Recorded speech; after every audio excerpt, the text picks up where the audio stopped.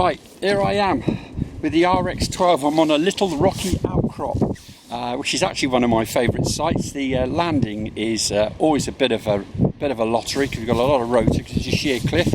But this is the best site for the best direction, and I love it up here. So I've got us, the CG is set at 105. I've added an extra 5 grams of safety. We've got 12 to 15 mile an hour, and some talk of possibly snow coming in, but let's see how she goes.